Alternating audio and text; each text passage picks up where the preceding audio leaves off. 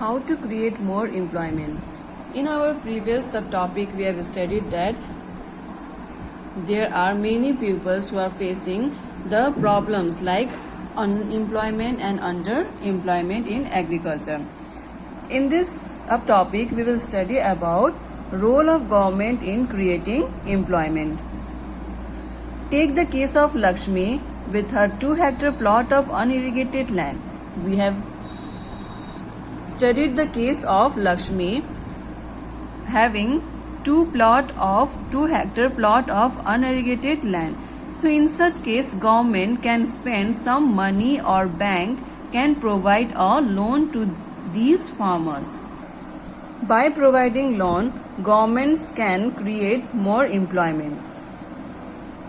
To construct a well for her family to irrigate the land, Lakshmi will then be able to irrigate her land and take her second crop, wheat, during the Rabi season.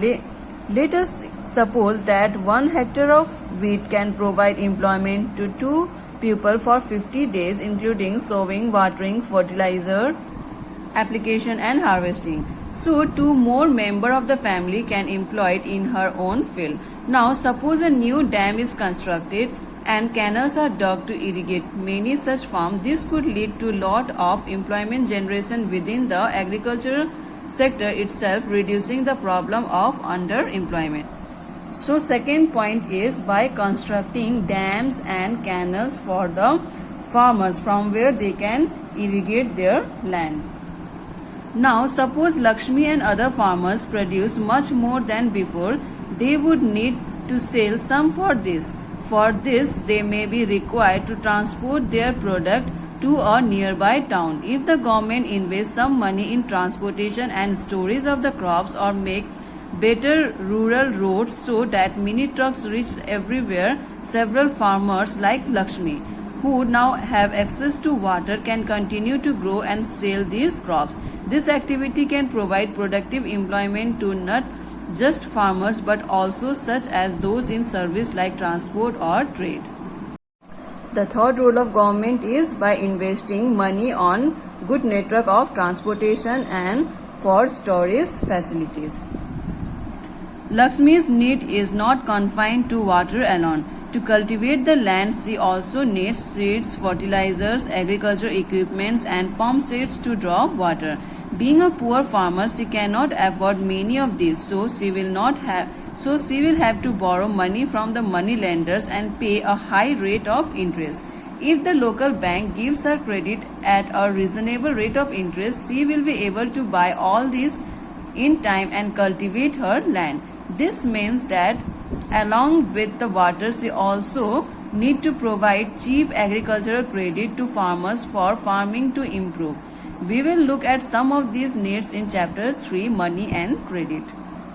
So the fourth role of the government is by providing cheap agricultural credit, from where by these credit farmers can borrow money from bank at the low rate of interest and they can buy all the items, all the machines, seeds, fertilizers, equipments which are required for the agriculture. Another way by which we can tackle this problem is to identify, promote and locate industries and services in semi-rural areas where a large number of people may be employed. Fifth is by promoting industries in semi-rural areas. There are many food processing industries which can be established in semi-rural area. The benefit from these industries are, first is these industries can provide jobs to the people who are looking for a job. And second is it also will benefit to the farmers. Those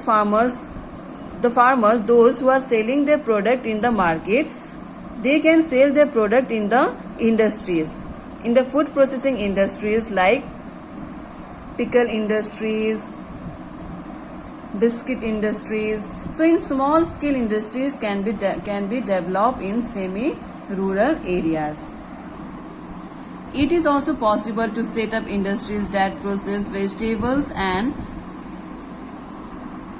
Agricultural produce like potato, sweet potato, rice, wheat, tomato, fruits, which can be sold in outside market. This will provide employment in industries located in semi-rural areas and not necessarily in large urban centers.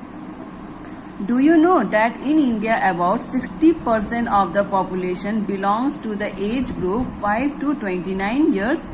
Out of this, only 51% are attending educational institution. The rest are not. They may be at home or many of them may be as child laborers.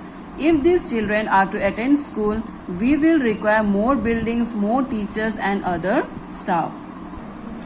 So the sixth is by establishing educational institutions like school, colleges in area to provide jobs to the educated people and also to provide education to the children. A study conducted by the erstwhile Planning Commission, now known as Niti Aayog, estimates that nearly 20 lakh jobs can be created in the education sector alone. Similarly, if we are to improve the health situation, we may need more doctors, nurses, health workers, etc. to work in rural areas. Seventh is by improving health situation. By establishing health centers in rural areas, government can provide employment to the people. They can employ more doctors, nurses and health workers. 8 is by providing services in other areas like tourism, regional craft industry or new services like information technology or IT industries. The Planning Commission says that if tourism as a sector is improved every year, we can give additional employment to more than 35 lakh people. So these are the measures by which employment can be created in our India.